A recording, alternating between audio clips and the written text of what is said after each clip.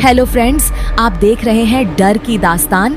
आज की वीडियो में मैं आपको सुनाने जा रही हूँ एक रेडिट यूजर क्रीपी असम्पशन की रियल हॉरर स्टोरी शुरू करने से पहले अगर आप डर की दास्तान चैनल पर नए हैं तो चैनल को सब्सक्राइब कर लें और बेल आइकन को प्रेस कर दें ताकि हमारी नई वीडियो की नोटिफिकेशन आप तक पहुंच सके। तो चलिए इन्हीं की स्टोरी इन्हीं की जुबानी सुनते हैं। जिस टाइम मेरे साथ ये इंसिडेंट हुआ उस टाइम मैं 18 साल की थी। मैं अपने घर के बेसमेंट में सोई हुई थी, जिसके बारे में हमें वहां रहने के बाद कई बार लोगों ने बताया था कि एक ओल्ड लेडी बेसमेंट में क्लोजेट के ठीक सामने गिरकर गुजर गई थी। हमने इसके बारे में कभी ज्यादा नहीं सोचा क्योंकि उस समय हम यही अफोर्ड कर सकते थे। हर किसी को नीचे जाने में हमेशा अनईजी फील होता था। बेशक हमारा परिवार बड़ा था और कमरे लिमिटेड थे, इसलिए मेरे पास बेसमेंट में रहने के अलावा कोई और चॉइस नहीं था। उस बेसमेंट में मेरी अलमारी के सामने हमेशा एक कालीन बिछी रहती थी, जिस पर एक गहरे भूरे रंग का बड़ा दाग दिखाई देता था। देखने पर ऐसा लगता था कि इसे पहले साफ किया गया था, लेकिन शायद उतना अच्छे से साफ नहीं हुआ। हमने कभी इसकी परवाह नहीं की, लेकिन अपने मन में मैंने हमेशा सोचा कि शायद ये उस ओल्ड लेडी का खून था जिसके बारे में हर कोई बात करता रहता है। मैंने हमेशा इसे नजरअंदाज किया क्योंकि मैं अपने लाइफ में पहली बार अपना कमरा पाकर एक्साइटेड थी। एक साल बाद एक रात मैं लगभग 2:30 बजे काम करके घर पहुंची और फ्रेश होकर सीधे बेड पर चली गई। मैं बार बार करवटें बदल रही थी, लेकिन मुझे बिल्कुल भी नींद नहीं आ रही थी।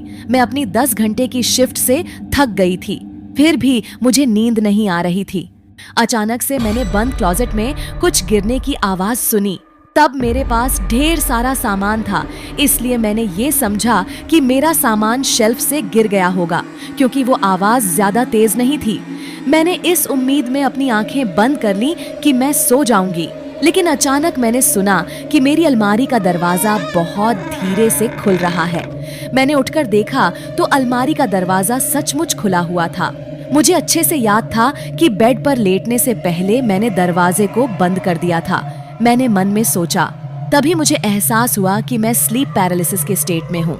मैं अपनी आंखों के अलावा कोई भी बॉडी पार्ट्स नहीं हिला सकती थी। मैं जानती थी कि मैं अभी तक सोई नहीं हूँ।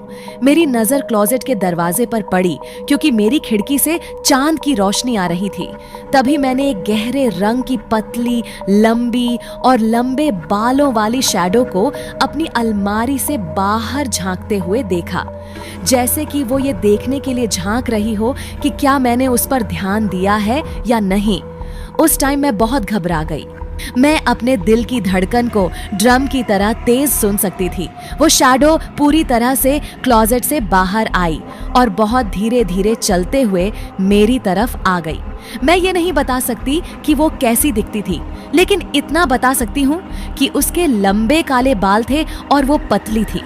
वो मेरे बेड के ठीक बगल में आकर रुक गई और वो मुझे घूरने लगी।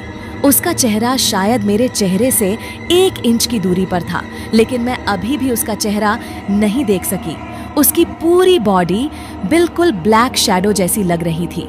वो मुझे ऐसे घूर रही थी जैसे वो मुझे महसूस कर रही हो। फिर अचानक से वो सीधी खड़ी हो गई और धीरे धीरे मेरे बेड के नीचे जाने लगी।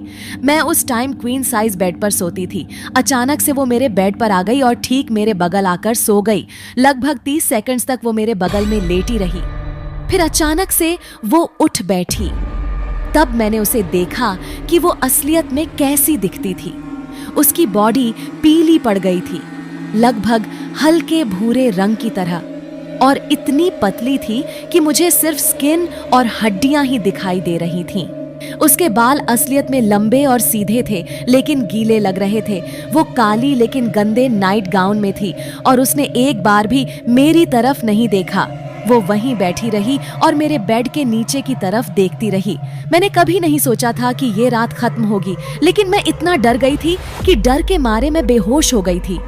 मैं अगली सुबह उठी जब सूरज की रोशनी मेरी आंखों में पड़ रही थी और अचानक से मुझे याद आया कि रात के दौरान क्या हुआ था। मैंने मन में सोचा, ये सच में तो सही नहीं था।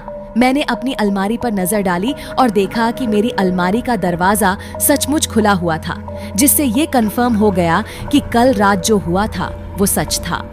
मैं ऊपर अपने परिवार के पास भागी और मैंने उनसे इस बारे में कभी बात नहीं की। मैंने उस दिन से ठान लिया कि मैं कभी भी क्लोजेट का दरवाजा खुला रखकर नहीं सोऊंगी। लेकिन अब मैं उस घर में नहीं रहती हूँ। मैंने उस घर को छोड़ दिया। अब मैं दूसरे घर में रहती हूँ। आप लोगों को ये हॉरर रियल स्टोरी कैसी लगी कमेंट करके जरूर बताइएगा।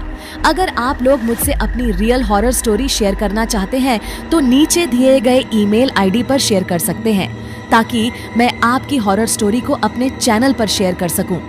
ऐसे ही रियल हॉरर स्टोरी देखने के लिए डर की दास्तान चैनल को सब्सक्राइब कीजिए और इस वीडियो को लाइक कीजिए। Thank you for watching my video. फिर मिलते हैं अगली वीडियो में एक और रियल हॉरर स्टोरी के साथ।